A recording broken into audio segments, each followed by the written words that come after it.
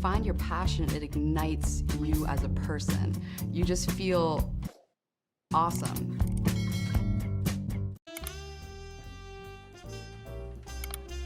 Hello, what is going on? Welcome back to my channel. If you have not subscribed yet, go ahead and just double check to make sure you're subscribed because I have some videos coming out that are super helpful for you. All right, so in today's video, we are going to cover something that is super important for you to understand for both either if you're thinking about competing or even if you are trying to get in some rules for the first time, okay? So we are going to understand this using this example to highlight this point. So this is a road. Your road might be called, competition drive or rolling street. Different roads for different people, but it's the same concept. So you are driving along. This is you in your vehicle. Here is a bridge overlooking everything. And knowing this information is going to help you get from being inside the car to overlooking the car, which makes you able to see everything and control your emotions better from a third person perspective as opposed to being the first person perspective. So that's what this knowledge is going to give you. So you're driving along down Competition Drive, and this is the first time you have ever been down this street. This is the first time you've ever experienced this street, the competition. You're driving along, and then all of a sudden, your dials start to get a little bit wacky. The alarms, your hazards start going off, the radio starts blaring, and it tells you, emergency, there's a tornado ahead. Okay? In a couple of miles, there is this tornado that's had your kids, had your wife, had your house, it's taken everybody. This tornado is 2 miles ahead and it's going to last for a mile. And this tornado is bad news. So you have your hazards going, your horn is blaring, you're looking at your dials and you're like, you know what, let's just speed through the next 3 miles to make it on the other side to safety.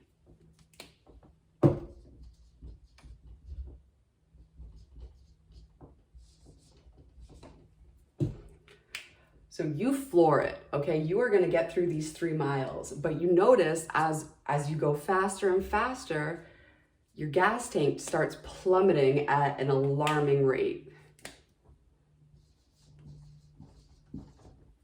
You notice that your engine, the temperature gauge is rising and rising, and your engine's going to overheat. But this is like an emergency. You need to get through this area before the danger touches down. Like it's a go. So you just floor it. And lo and behold, when you get to 2.5 miles, right in the middle of it, you run out of gas, your engine overheats, and you're stuck right in the middle of danger, okay? This example is exactly what it feels like to have an adrenaline dump. So what happens is your body starts to, you get sweaty palms, your emotions, you have thoughts of fear, anxiety, the what ifs, you get performance anxiety. So the thoughts of like, if I don't do well, I'm going to let down all of my team. Like, what if I suck? What if I just get submitted in the first second? What if, oh my God, what if they break my arm? I'm sure you're probably feeling anxious right now just thinking about it. And so as a response, our body releases this hormone called adrenaline.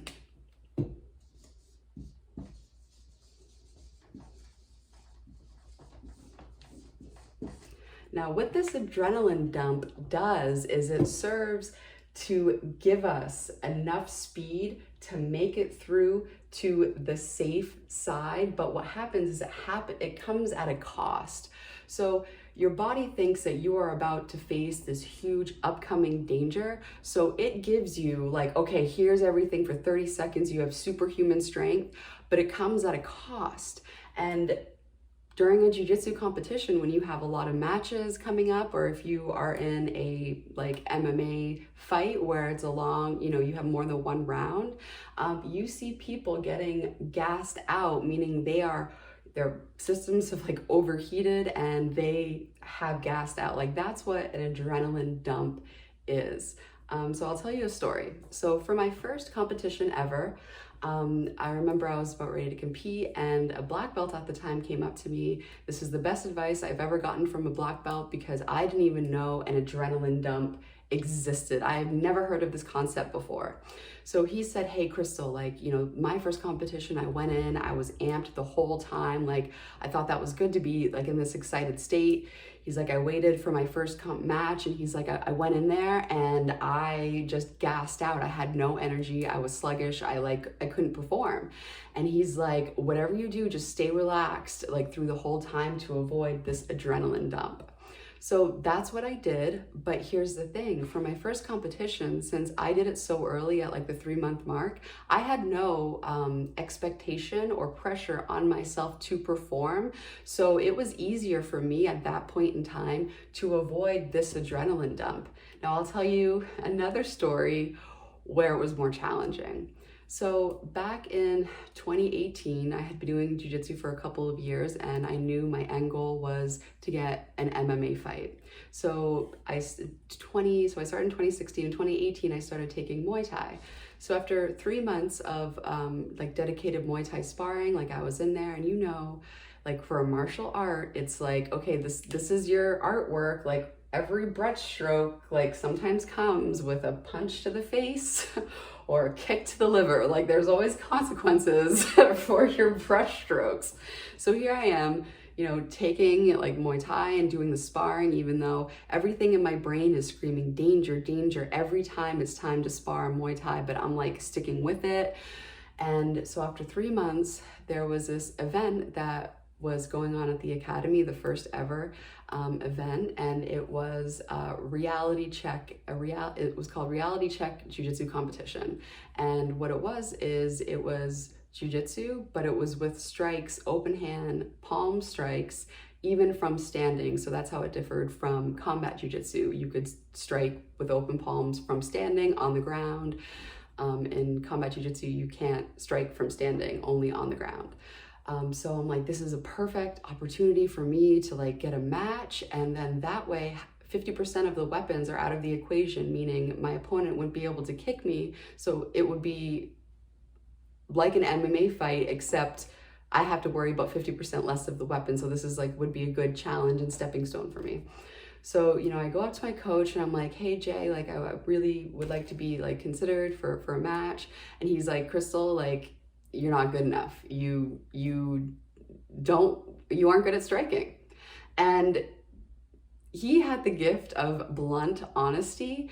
And at that moment in time, like my tears were welling, like my eyes were welling. It's like you put so much effort and like it takes so much to stand up to what you fear every day. And like every day I was forcing myself to spar, not every day, but like every time there was an opportunity, I was forcing myself to do it in a room full of like, it was hard sparring against killers. Like, so I was like heartbroken. And so I was like, okay, like the only way for me to, if I suck, the only solution is for me to train more so I can get better. So I just continued training, even though I knew, like in my mind, there's no possibility that he's even going to consider me for a match. And lo and behold, I, get a message saying, hey, Crystal, we have a match for you. So I was matched against a female named Megan Rosado. After this match, she previously had an MMA fight before going into this match with me. She had an MMA fight with Glory. That's the name of the female she fought. And then after this match between me and her, she went on to do like a 3-streak winning streak. Like this was a badass chick, all right? Like this was not somebody that this was, for me, going to be a challenge. So going into it, imagine it's like, okay, this is part of my goal, part of my dream that I have been, ever since I started jiu-jitsu, I wanted to be in the cage, and this just meant a lot to me. It was a local smoker, so all of my teammates were there. My coach had told me previously that I wasn't good enough and that I needed to work more on specific things, so I felt the pressure of performing. I was going up against somebody that I knew was more skilled than me on their feet, and there was a lot of, like, I felt it. So when the competition started, I found that I was very worked up, and I was trying just so hard to do well that it's almost like you just overgrip everything. You're just overcommitting to everything. You're, not landing anything. Like, strikes that don't land take a lot of energy. And I found myself, like, specifically on the bottom, I had a single leg from Turtle, and I remember grabbing it, and I remember feeling like all of my energy, like it took so much to do anything.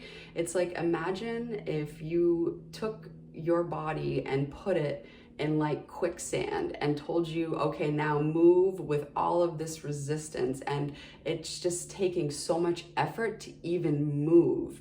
When you look at the fight from the outside, you're thinking, like, why is she staying still? Like, why doesn't she like move more? Like, why, and the adrenaline dump is why. So when you feel it, it's like the strength leaves your body. It feels like you are in quicksand trying to do movements, like you're in very heavy water.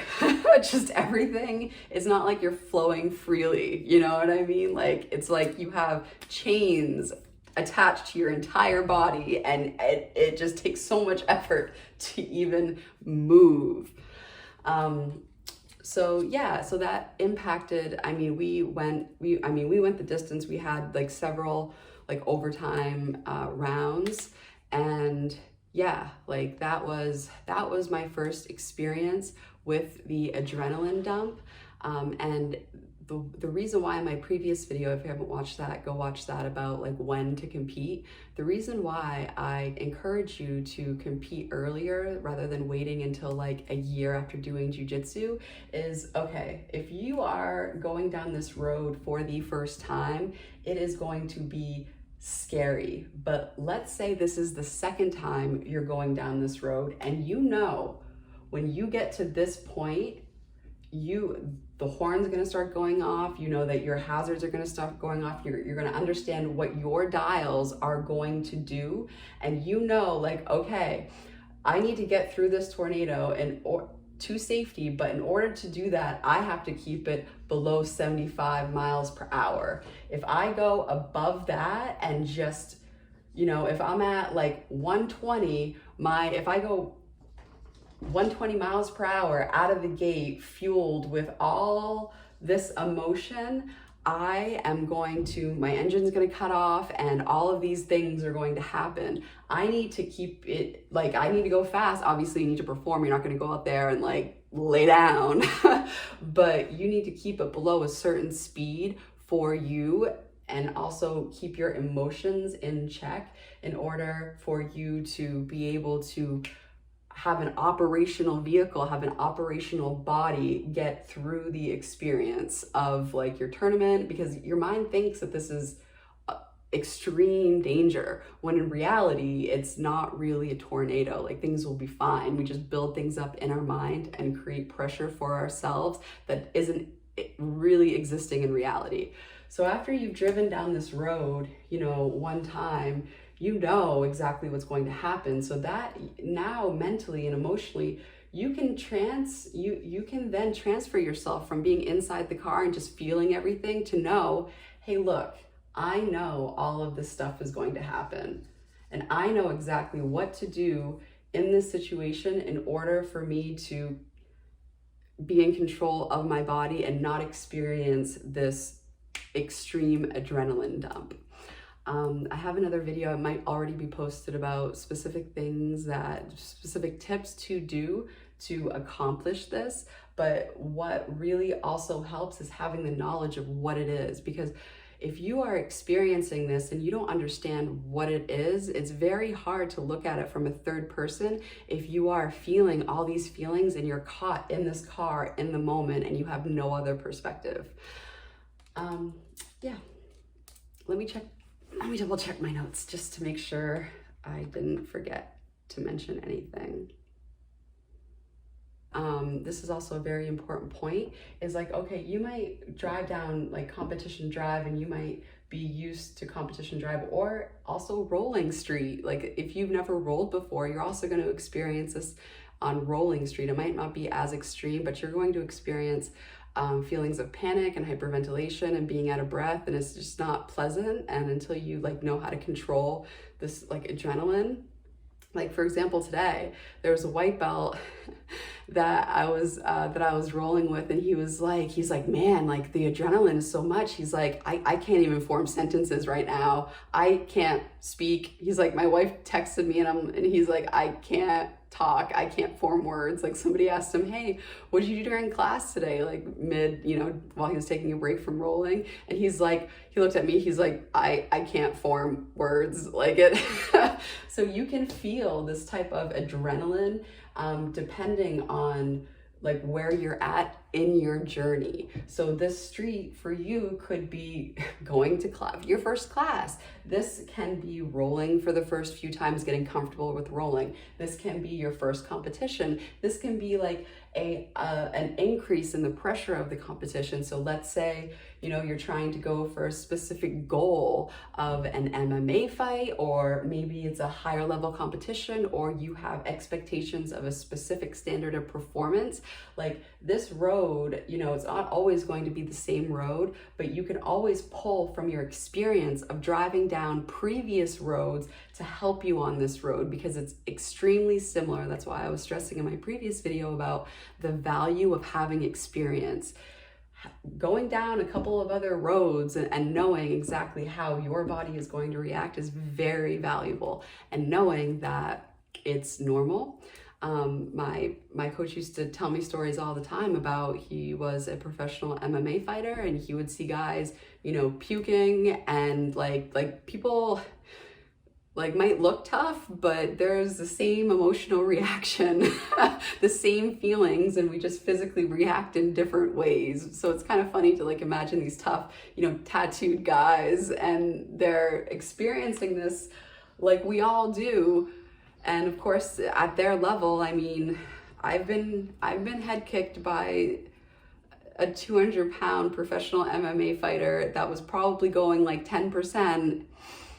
I would be puking too if I was going against somebody like that was going at 100%. Okay, I would be, I'd be puking at my SpaghettiOs too. So yeah. All right, so thank you so much for watching. If you found this valuable, and if you watch more than one of my videos, we should just be friends. And also go check out my Patreon. I do specific technique videos there, because you know how like YouTube might find it offensive if I'm just teaching people how to, each other. But all right, so thank you so much for watching. Until next time.